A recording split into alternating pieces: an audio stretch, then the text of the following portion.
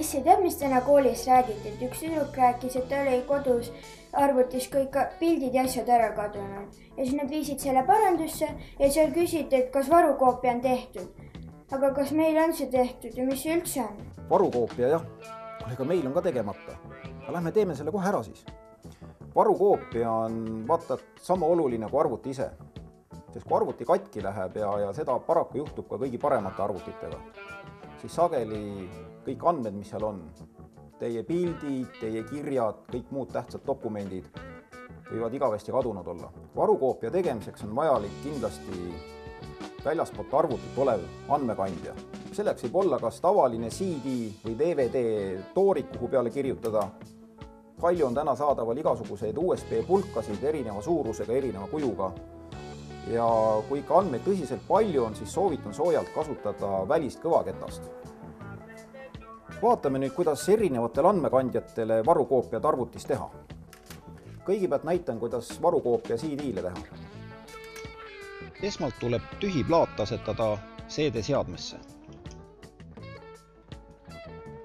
Seejärel valida kaustad ja dokumendid, mida soovid varundada ning hiire parempoolsele nupule klikates saada failid CD-seadmele.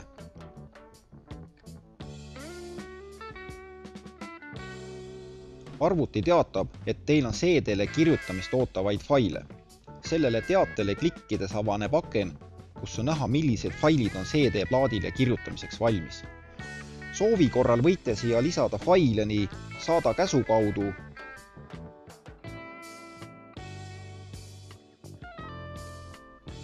kui ka hiirega tõstes.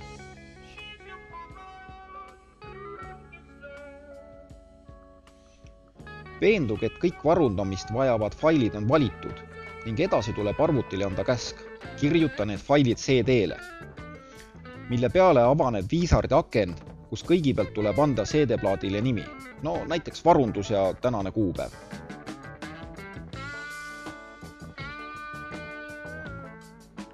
Vajutage edasi, mille peale hakkab arvuti faile CD-le kopeerima.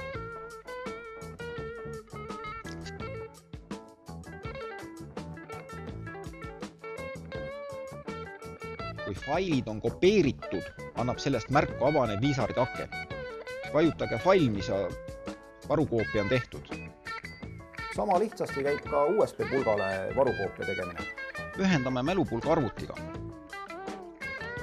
Minu arvuti aknas on näha, millised andmekandjad arvutis olemas on. Kõvakettad, kirgmeluga seadmed ning lisaks ka kasutajate dokumendikaustad. Tõenäoliselt avaneb peale mälupulga arvutiga ühendamist arvutiekraanil aken, mis pakub erinevad võimalusi, mida edasi teha. Et asja mitte väga keeruliseks ajada ja hakkama rääkima, mida üks või teine aken ja selles olenevad võimalused võimaldavad. Näitan sellist ehk kõige lihtsamat võimalust, mis pea igas Windowsi arvutis ühesugune on. Minu arvuti aknas tekkis juurde üks USB mälupulk, mis nimi sinna täpselt tekib, sõltub juba milline mälupulk kellelgi on. Järgmiseks valime kataloogid ja failid, millest me tahame varukoopiat teha.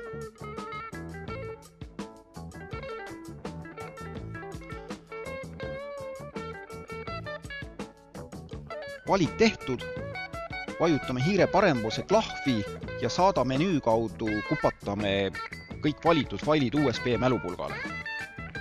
Kui palju see kopeerimine aega võtab, sõltub, kui suur on kogu nende failide maht. Kui ekraanil olev kopeerimisaken on töö lõpetanud, ongi failid mälupulgal. Võite seda kontrollida avades minu arvuti aknas USB mälupulga ja näete, et kõik failid on seal.